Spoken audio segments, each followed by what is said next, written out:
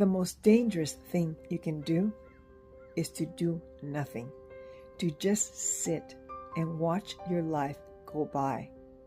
We only have this one life, and it's very short. So do something with it. Take a chance, take a risk. Be with people who want to be with you. Do something that brings you joy and fulfillment. But don't just sit there.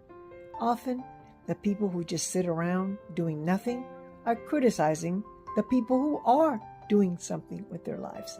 Don't be one of those people. So stand up. Find your muse. Do something, take a risk. Do something fun. Do something that brings you joy, that scares you. Live your life. This is it. It isn't a dress rehearsal.